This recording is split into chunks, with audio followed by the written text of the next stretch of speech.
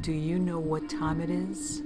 It's supernatural story time. And if you're easily scared, and even if you're not, there's only one thing left to do. Just turn off the lights, because these are stories that you listen to only in the dark. Tales from the Road, Volume 6. Story number 1. I can't say this strenuously enough. Do not hitchhike. It is illegal in some states to the extent that standing on the shoulder of the road to solicit rides is a dangerous to both the person doing it and other drivers. On the other hand, in most states, it's perfectly legal to ask for a ride on the off-ramp. You've probably seen those stories online about how an adventurous way to see the country for little to no money in travel cost. I mean, you'd be right, though you have to be careful about who you ride with. When hitchhiking, traditionally, the ride is usually, but not always, free. In my experiences, I've gotten rides with the promise of lunch, a six-pack, and other things. Now, I've never taken a ride if the offer involved sex. That doesn't make me better or worse than the folks who have. As one fellow hitchhiker once said, you can suck your way across the continent if you play your cards right. I'm no prude, but that's just not my style. I was on a trip from Milwaukee to Denver to visit my brother back in the fall of 1978. I had caught a ride with a college buddy of mine from UW Milwaukee to his folks' place just outside Effingham, Illinois, which was a perfect jumping off point for me to hitch straight across I-70 to Denver. If I was lucky, I could find a trucker going straight through. Much to my chagrin, this was not the case. Some of the keys to hitchhiking are as follows. You want to at least attempt to look upstanding and neat. No one wants to pick up someone who looks like a bum, mostly because you might smell like one. Don't wear sunglasses when you're trying to catch a ride because people want to see your eyes. It's a trust thing. Keep your hands out of your pockets. No one is going to pick you up if they think you've got your hands on a shank or a gun. Lastly, and expanding on the first thing, dress for the region. If you're going through Texas or the Southwest, you're more likely to get a ride if you're wearing blue jeans and a cowboy hat. It sounds silly, but it's true. It was a brisk, cold morning when I got out of my friend's car at the truck stop near where I-57 and I-70 meet. I had a clean cardboard clearly marked with the words Denver bound. I figured with the early start I'd catch some prime opportunities. The most enticing was a pair of beautiful co-eds, but they were turning south at St. Louis. I really wanted more time with those two, but I wanted to get further down the road before I had to start looking for another ride.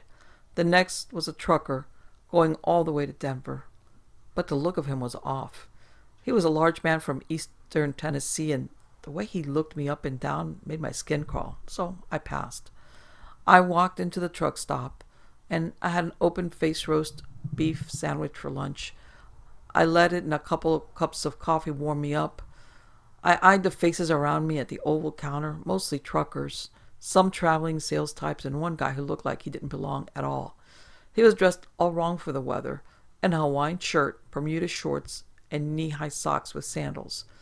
At least the socks were wool. I had to give him credit there. He sat two stools over, and at one point, I saw him look down and notice my cardboard sign.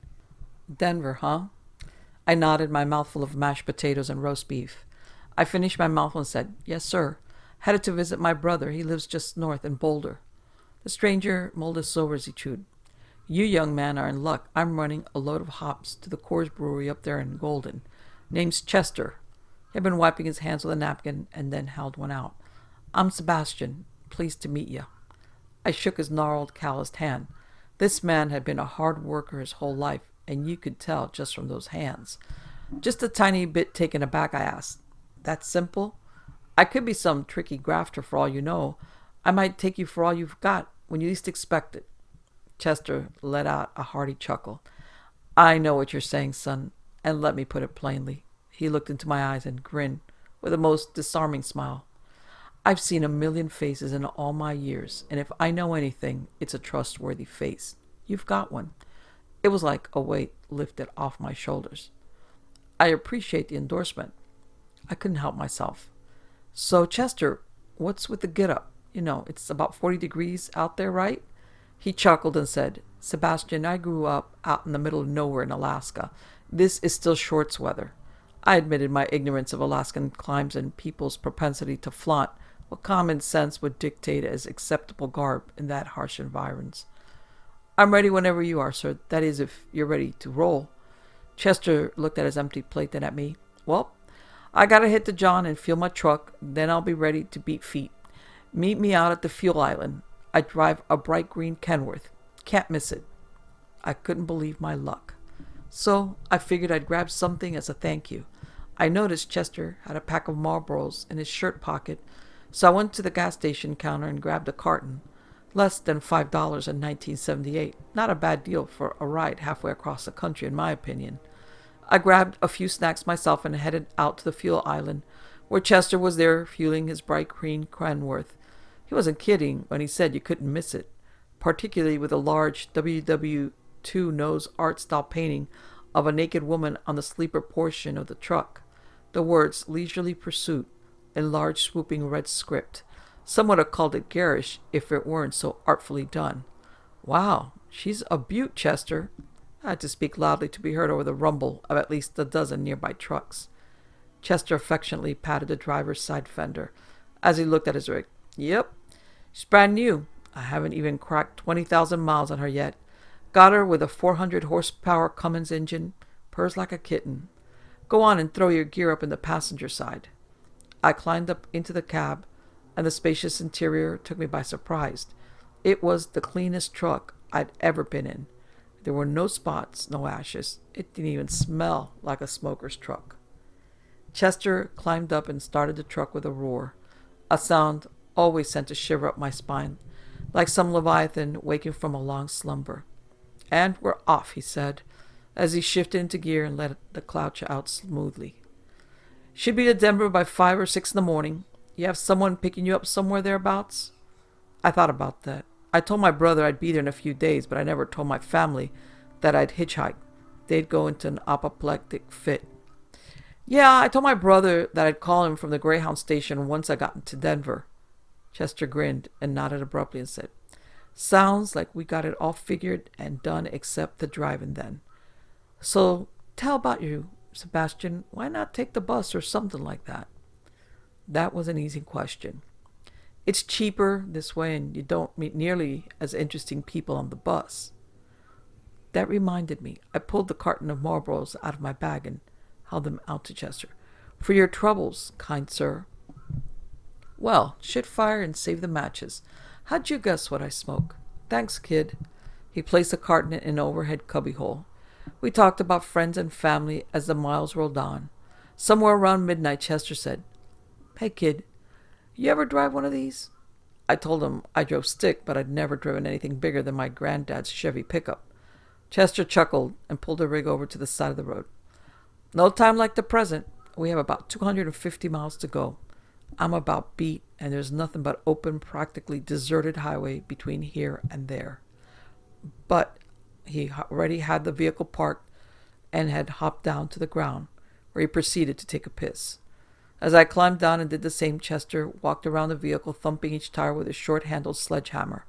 Gotta keep an eye on the tires. He grinned at me and climbed up in the passenger side. I climbed hesitantly up into the driver's seat. I was surprised by how much bigger the steering wheel looked when you were sitting behind it. Chester gave me exacting instructions on how to get the truck moving and shushed me any time I tried to apologize for grinding gears. He was very patient with me, and soon I was rolling down the highway at speed limit. Shortly after that, Chester was snoring away from the passenger seat. I was feeling confident in my skills. When about 30 miles down the road, I heard a strange noise coming from behind the curtains of the sleeper compartment. It sounded muffled, like a thumping. I looked over at Chester, and he was out like a light. I listened some more, but heard nothing. I continued down the road, and I heard the sound again, that muffled thumping. I decided it was something Chester should know about. I slowed the truck and proceeded to pull it over to the side of the highway. I woke Chester with a shake or two, and he popped awake like he'd been goosed. What the hell? He started. Oh, it's you, kid. What's going on? We reached Denver already? I shook my head. I woke you up because I keep hearing a noise that doesn't sound like something a truck should be making. I described the sound coming from the sleeper area, and he frowned a bit. I'll take a look. Go ahead and get her rolling again. There's a truck stop about. He consulted the mile marker I'd stopped near and did some quick math in his head. 50 or so miles ahead. We'll switch back then. Sound good? I agreed, and he disappeared behind the curtain. As I started driving ahead, I heard some muffled noises and cursing, the sound and feel of weight being shifted. As he emerged from the back once again, he explained. Some of my belongings came loose and were banging around. Had to secure them before they scuffed up my interior. It sounded reasonable enough to me, until I looked at Chester. He had a dark stain on the collar of his Hawaiian shirt. I kept driving, a sense of dread pervading my once happy mood for getting so lucky on today's trip. Chester had fallen back asleep, and I glanced over at him in the light of an oncoming vehicle, and that dark stain I'd noticed before was a dried maroon color. I didn't see any wound on Chester that would explain it as his own. I felt a chill creep through me. I drove on only about 20 more miles until the truck stop that Chester mentioned. I had a few options. Keep my mouth shut and let it go until we got to Denver. Call the cops at the truck stop. Make a run for it and try for another ride at the truck stop. Or I could confront him now. The last one was out of the question. I heard the muted thumping again, this time accompanied by a sort of mewling sound. I saw the sign up ahead for the truck stop. Chester had mentioned there was one problem. It was crossed by another sign which read closed. I felt the dread sink deeper as I pulled off the highway and was greeted by nothing more than an abandoned fuel island and a scattering of trucks with just their running lights on. It might as well have been a ghost town. I decided to play it off for now. I was certain my survival depended on it. I came to a stop and looked over at Chester. I about jumped out of my skin. He was looking right at me, wide awake. I hadn't even noticed that the snoring had stopped. What's the matter, kid? You look like the devil's got a finger up your ass and he's sizing you up for two. If I still had a sense of humor by this time, I probably would have halved. Oh, just, nerves. Were you this nervous driving a rig the first time? Chester's joviality was cut off by a loud thump from the sleeper and a muffled but unmistakable scream. As a smile left his face, he said, Don't move. If you haven't heard the phrase, run and you'll just die tired, I'm letting you know now. He stood and walked back to the sleeper, this time without closing the curtains. I heard him flip some latches, and he pulled up on his bottom bunk, exposing a compartment. Inside was a man, beaten and bloodied, wearing an identical outfit to Chester, though the brightness of the fabric was dulled by the blood, both dried and fresh covering. I probably wouldn't have recognized it if it hadn't been right next to its twin. The beaten Chester had a rag around his throat, a makeshift gag that had fallen out of place. Stop, please, he stammered. His swollen left eye drifted in my direction, and a profound sadness crossed his torture-wearied visage. I'm so sorry, kid. High words were cut off by the knife handle that now protruded from under his chin.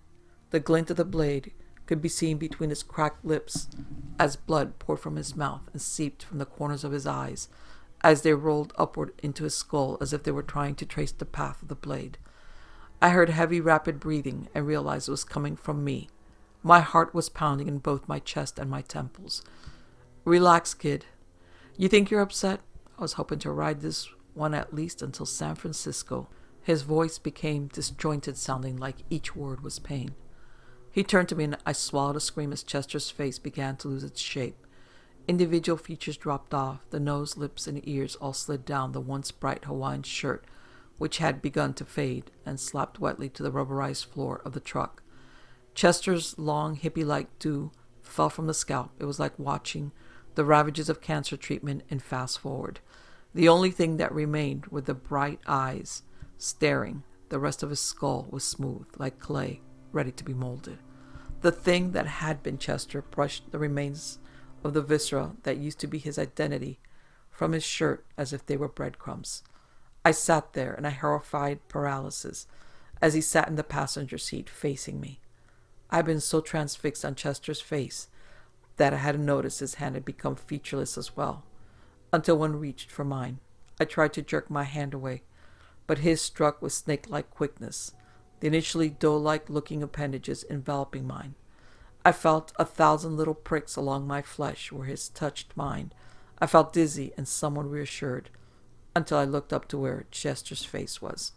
I wanted to scream, to run, but the newly forming lips curved into a small smile. And then, shh. Not much longer now, he whispered.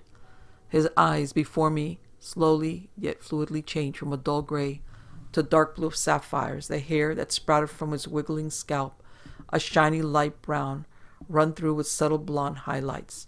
As his face developed, I felt weak, woozy. I felt my head slump to the left as the darkness crowded in on all sides. The last thing I heard as the horn blared was a familiar laugh and the words, "Nighty-night." I woke up to the prod of a hard object to my ribs. "Hey, no loitering, kid." I opened my bleary eyes to a flashlight being shone in my face. "You got ID, young man?" I recognized the voice of authority as my vision came into focus on the shiny badge on the man's chest. It read, "Denver Police." I slowly sat up and clumsily patted my pockets until I found my wallet, removed my driver's license, and handed it to him. He studied it in my face for a moment, then handed it back. "Take an overnight bus, Sebastian?" Confused, I looked at my surroundings. "No, I was on a bench in front of the Denver Greyhound terminal." "Hitchhike?" he asked with a more concerned look on his face. "Want to check your belongings, make sure nothing's missing?" As I reached for my bag, I almost fell off the bench, but the officer laid a steadying hand on my shoulder. "Whoa there, son. Are you feeling all right?" I felt nauseous and a bit achy, like I was deep in the grips of the flu. I slowly shook my head and muttered, "Not really." I saw a trash can 3 feet away from the bench, and I got to it just in time to relieve my stomach of its contents. "Damn, son, you need to go to the hospital?" I shook my head, wiped my mouth with my sleeve, and explained I just needed to get a hold of my brother in Boulder. The officer gave me a ride to the nearest police station, and they let me use a phone in the lobby to call Eric. It was 6 a.m., so he was a bit foggy when he answered. I explained where I was, and he said he'd be there in about an hour. He got there in 45 minutes and came rushing into the police station. When he saw I was all right and not under arrest or anything, he relaxed, picked up my bag, and I followed him to the car. I told him the basics of what happened, and as much as I told him I'd hitchhiked and woke up on the bench, I didn't go into specifics because I didn't need to spend the rest of my life in a mental institution. I checked my bag when we got to his place, and there was only one thing missing, my address book. I felt a tightness in my chest. My whole life was in that book. Addresses and phone numbers of everyone that meant anything to me. I spent the next few days looking over my shoulder, but nothing weird happened. Nothing ever happened. Nothing diabolical, anyway. In the travels I've had in the last 30-something years, I would have the occasional person look at me funny. A few times, in places I've never been, I'd get asked, "Hey, don't I know you?" Which I could easily brush off. That is, until my family and I were visiting Vancouver, British Columbia, a few weeks ago. My wife and I were sightseeing while our adult children were off doing their own thing. We stopped in a small cafe to have a bite when a lovely woman about our age came up to our table. "Oh my God, it's you. I looked at her, searching my memory, but coming up blank. "I'm sorry, but I'm afraid you have me confused." The woman reached out and grabbed my wrist, a disturbed look on her face. "For Christ's sake, Sebastian, what the fuck are you playing at?" I was rocked to my core. My name is Sebastian, but ma'am, I don't know you." The look on her face turned to a hurt, angry mask, and her hand flew to my face, the sting of her slap like the crack of a whip. "You fucking pig. Your children haven't seen you in 15 years. My wife seemed to have come to her senses by this time, and she stepped in. I was too stunned to speak. She led the woman away from the table where they discussed what must be the most monumental mix-up in history. The woman came back over and explained that she had a long-time relationship with this other Sebastian, my doppelganger. The woman left us an hour or so later, probably more confused than ever, yet convinced that I couldn't be her Sebastian. Back at the hotel, I finally told Naomi everything. I'd never told anyone, and at first she was incredulous, but as I went on, she began to believe. She held my hand a bit tighter, kissed me a bit longer after that, every time I had to go somewhere without her. Last night, I was on my way to Tokyo for a business trip. I was enjoying the silence of business class when the gentleman across the aisle asked a question. "Pardon me, sir, could you pass that magazine?" He was a striking older Asian man. I was unable to determine his origin. He could have been Japanese or Korean. It was difficult to tell. I passed him the magazine and asked him where he was headed. "Home," I have been away a very long time. My name is Henko Nokao. We spoke for a good portion of the flight before I fell asleep. He said he was returning home for the first time in 40 years. I couldn't imagine being away from my family that long. When the plane landed, we were gathering our carry-ons and I dropped mine. Henko was quick to pick it up and place my escaped belongings before handing it back to me. Thank you. I hope you enjoy your time home. I shook his hand and felt ill at ease. Henko turned to leave, but before I lost sight of him, he turned back around and said, I almost forgot, Sebastian.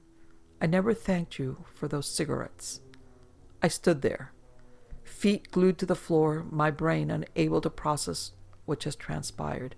I floated in a daze to the luggage carousel, to the taxi stand, and then to my hotel room. Reality snapped back as a door to my small room swung shut behind me. I laid out all of my belongings, and there were 2 items that I hadn't packed. One was the address book I'd lost all those years ago. The second was a note. It read, Sebastian, imagine my surprise to find you on a flight to my homeland. Well, no surprise really. One of my children phoned me upon seeing you in Vancouver, and I've been watching you since. Life has treated both of us well. That is good. I wanted to return your property that has served me so well these many years, and thank you for the use of your appearance. It allowed me to find love and start a family, which is important for my kind. The only thing that kept me from consuming you all those years ago was your gift and your manners. I hope you live a long, fruitful life, Sebastian. I trust you will not try to pursue me. Like I said that day long ago, you have a trustworthy face. Your old traveling companion, Chester/Henko. Story number 2. So, I'm a security guard. Well, technically my job title is security professional, but it's all the same to me. Nothing fancy. I'm not a worker at a government lab or anything. Just a college student trying to make some money on overnight shifts. I'm at a camping supply company warehouse a mile outside my hometown in the Midwest. I don't even have a gun, and God, I wish I did. See, I keep seeing something really freaking weird. It started about a week ago, but to explain what's happening, I have to tell you what exactly I do. I'm a night guard at the warehouse shipping gate. I sit in a small building separate from the main warehouse, and I push the button to let semi-trucks into the facility. But most of my shift, it's really quiet, maybe 5 truckers in 8 hours, and a visit from the office guard who's on patrol every so often, and that's all my human contact. Most nights, that's fine. I work on homework, browse the internet, no biggie, but it can get boring, and it can get lonely, especially on the Saturday and Sunday nights when I work 12 hours instead of 8. Why is that important? Because at first I thought I was just sleep deprived. About a week ago, Saturday night, I was sitting in my office chair and listening to some music, reading Lord of the Rings for the 20th or so time, when I got a weird feeling. I felt really drowsy for some reason. At first, I just drank some more of my Mountain Dew and tried to shrug it off, but I kept getting sleepier and sleepier. About 3 a.m, I forced myself to stand up and stretch. That's when I saw it. A dark, round shape in my window. Pale eyes, tinged orange by the streetlight, staring, unblinking. I wanted to scream, but I couldn't. I just stood there and gazed into its eyes.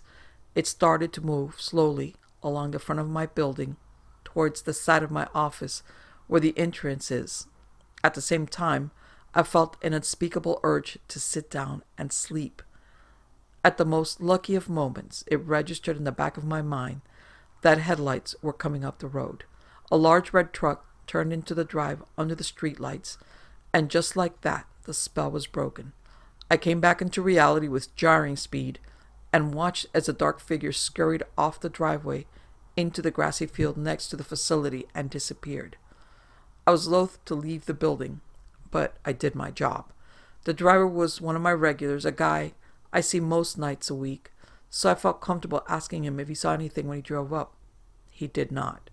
The rest of the night went smoothly. I was restless after my little experience, and I refused to sit down most of the shift. I went home to bed and got up Sunday afternoon for another long night, convinced my exhausted brain was just making up the whole thing. I bought a Monster instead of Mountain Dew that night, determined to stay awake. I sat at my post comfortably, eating a snack and browsing the internet. I signed in a couple of trucks, but mostly I kept my eyes on the window. At about midnight, I started to feel drowsy. I shook it off again, but this time I forced myself to get up and walk around. I stared out into the dark, intent on making sure I hadn't actually seen anything. My office phone ringing scared the living crap out of me as a result. It was the office guard calling to tell me she was on her way down to me to pick up the day's paperwork. I chatted with her for a little while and glanced out the window and froze. It was there. At the end of the drive were 2 points of glowing light like pale flames in the dark.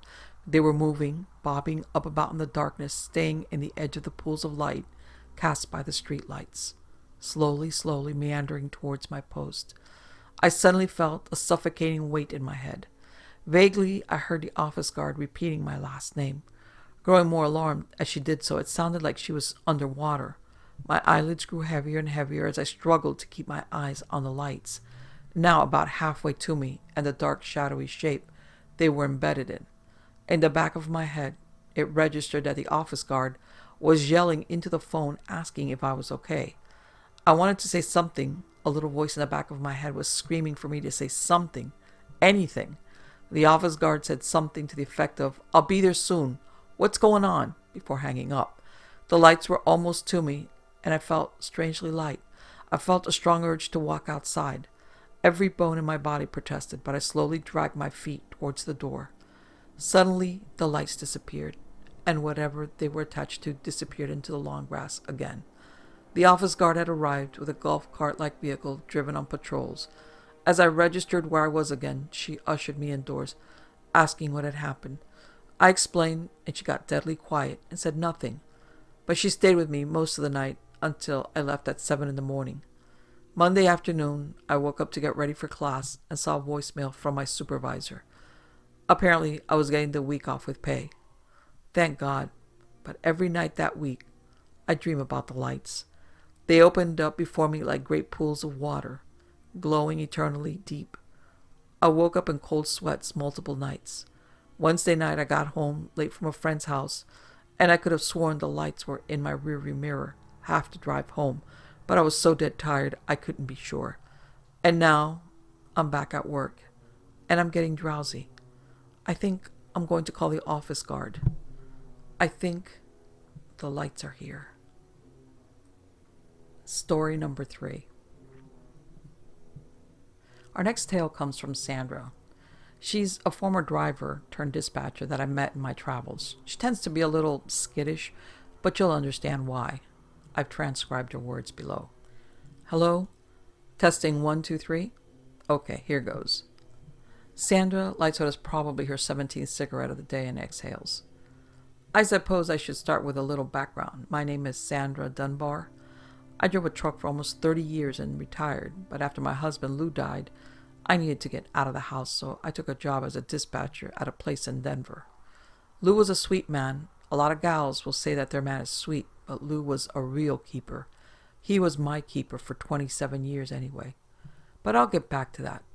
We met at a truck stop in Eagle, Colorado. Back then, you really had to know your shit if you were going to be driving in the Rockies. It was dangerous. We met sitting next to each other at the counter in the diner.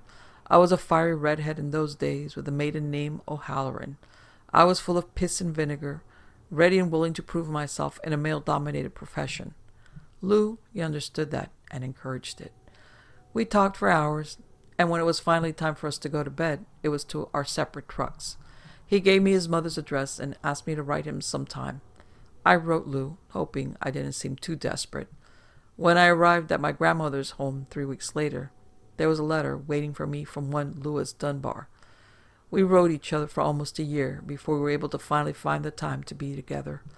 I would call it love at first sight, but it took months for those feelings to grow.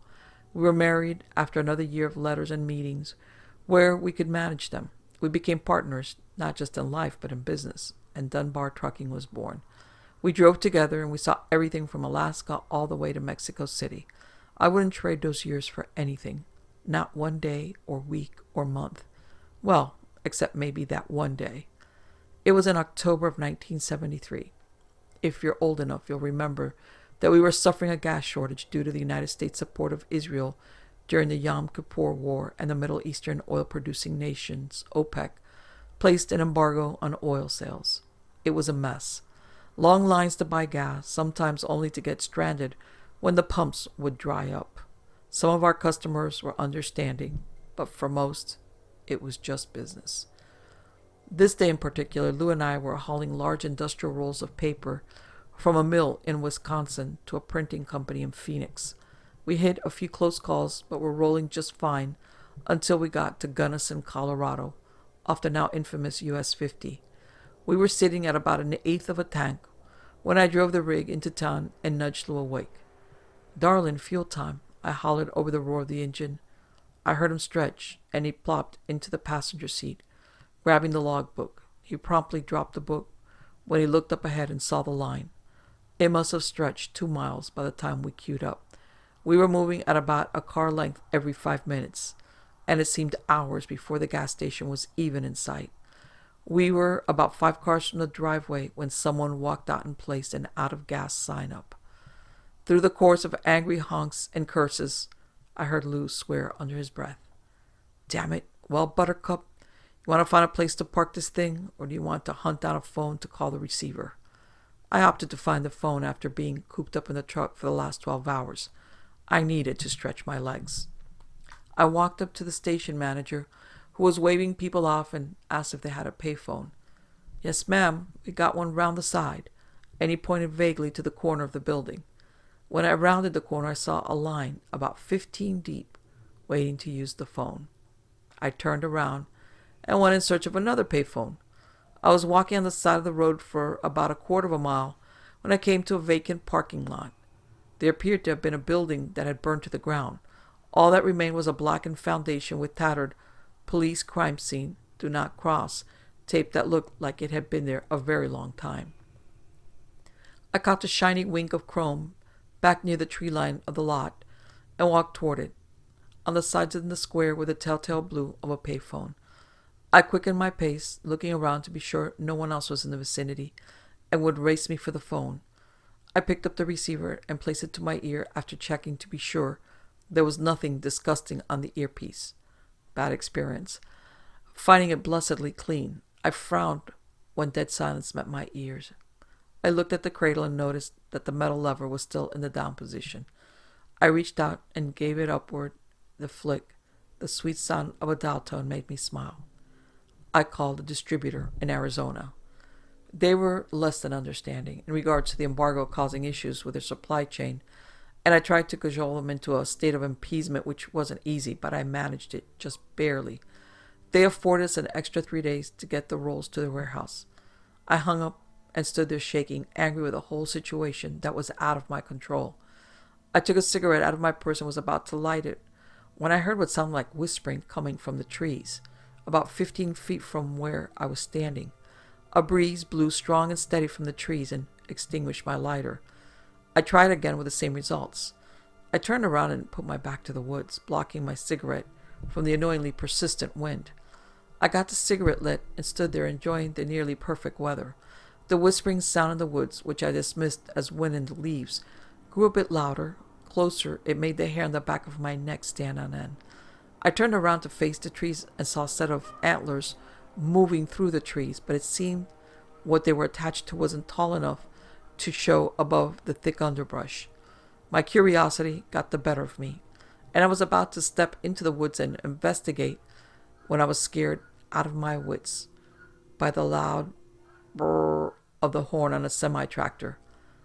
I spun around to see Lou waving at me from the driver's seat of our rig, grinning broadly. He pulled the truck around the foundation to where I was standing. He had to yell over the noise. "This is as good a place as any to park it. The next tanker won't be here for another 2 days." He shut the engine down, and we performed our post-trip inspection, making plans of what to do for dinner. We decided to make an evening of it and walked down to Mario's Pizza and Pasta on Tomichi, where we shared a large pepperoni pizza and a pitcher of beer. We figured, why not? We weren't driving anywhere for 2 days. Lou and I walked back to the truck and settled in for the night. Lou got up around 2 or 3 in the morning to go relieve himself. I only know this because I checked my watch. I woke up again when the truck rocked, heralding his return. My watch read 7:10 a.m. Jesus, Lou, you fall asleep on the shitter or something? Lou just chuckled softly and rolled over. He was snoring within a minute. I figured I'd let him sleep, particularly after trying to nudge him awake after an hour or so, and he just grumbled and swatted lightly at my hand on his shoulder. Typical Lou when he's overly tired. I got out of the truck to get some air and decided I'd surprise him with breakfast. I walked to one of the local diners and ordered fruit to go, hoping it wouldn't be cold by the time I walked the half-mile back to the truck. A breeze picked up as I walked to the parking lot, and a flurry of leaves swirled around the truck from the direction of the woods. It felt about 10 degrees cooler than the surrounding air. Something about it made me walk faster. I rounded the truck and saw the driver's side door standing wide open. I didn't see Lou.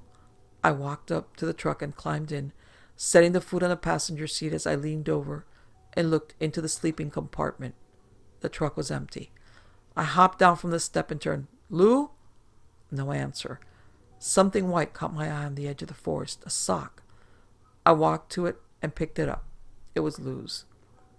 Lou Patrick Dunbar, where the fuck are you?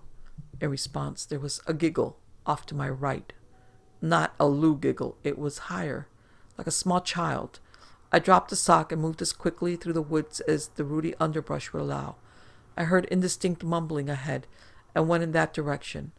Another sock and a pair of shorts stuck out in a low-hanging branch. I took them up and felt weight. Lou's wallet, keys, and cigarettes were still in them. The breeze blew harder, and I caught the faint scent of rotten meat. It pushed all thought of breakfast from my mind, and I began to run. In my blind rush, I stumbled through the dark underbrush into a knee-deep creek, soaking my shoes and socks and almost losing my footing on the slippery rocks that made up the creek bed. I came to a halt as I saw Lou, standing next to a massive pine tree. He was nearly naked, picking at the hem of his shirt, mumbling to himself. Lou? He didn't seem to hear me. Instead, he raised his voice. This is a brand new shirt. And look at this, a thread. He began pulling at the thread, except there was nothing in his hand. He turned and started and smiled. Shit, Sandy, don't sneak up on me like that. He looked to the shorts in my hand, then looked down at his disheveled state, and just t-shirt and underwear. He frowned then, looked around like he just got where he was. What the fuck, Sandy? What the fuck? How did I get here? I was just getting out of the truck to take a leak 5 minutes ago. There were tears on the edges of his eyes. This scared me, witless. Lou was no softy, but the only other time I've seen the man cry was when his mama died. This just was so out of character for him that it set me on edge. Lou walked towards me and took my hand, then embraced me in a big bear hug. Oh, Jesus, Sandy, what's going on? I witnessed another first that day. After he set me down, I heard that giggle again, high and shrill. It seemed to be coming from the massive tree. Lou stood there, fear washing across his face and piss washing down his bare leg. His voice let out a barely audible, not again.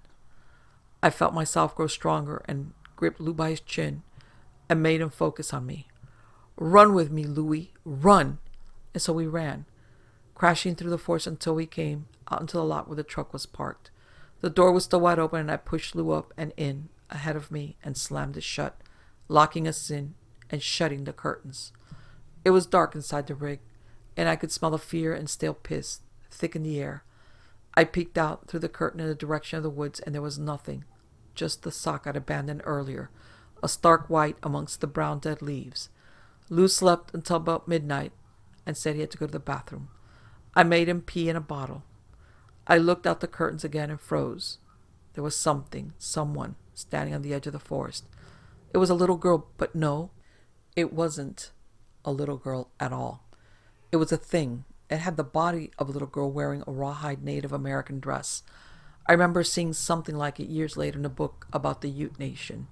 That's where the similarities with anything human ended. Her face, her head was like a coyote. The eyes bore into mine, though it couldn't have seen me. I heard it giggle, the sound coming from inside my head, it seemed. Lou moaned. A sound of terror. He curled up in the bed and cried. muttering to himself. I curled up next to him and held him until he went to sleep again. The coyote girl thing continued to taunt me from the woods until the sun came up. Lou slept. He slept through the fueling of the truck, through the rest of the drive to Phoenix, and the offloading of the cargo. He slept well into the next day. I was asleep, exhausted. I had parked us at one of the larger truck stops in the Phoenix area and hadn't arranged any load as Lou was ill. What woke me was the truck door closing and Lou standing there between the seats, freshly showered and dressed, a big grin on his face, and 2 plates of steaming food on the dashboard. Well, look who's decided to wake up for food, no less. I was so relieved to see my husband again that I jumped up, wrapped myself around him, and didn't let go until he gently pulled me off him. Sandy, baby, it's okay. He told me over and over again until I believed him. We never spoke in depth about what happened. He never remembered it. To him, it was like some fever dream, but he slowly unraveled towards the end of his life. Talking to pine trees, his dementia making him run naked through the woods, causing the nursing home staffs to search for him for countless hours. When Lou finally passed, it was in winter. He didn't die quietly in his bed. He had escaped into the woods on one of his adventures. I'm not sure if it was the exposure that the doctors all agreed killed him, or if it was his little friend from Gunnison that was finally done playing with his sanity and his life. I miss Lou. He was the love of my life. But I am so glad that his torment has finally ended. Now, where's the off button for this thing? Damn it. Another thread? I was told by one of my detail guys that Sandra recently admitted to the hospital for exposure. She was found in the woods near Gunnison, Colorado, dancing naked around a large pine tree.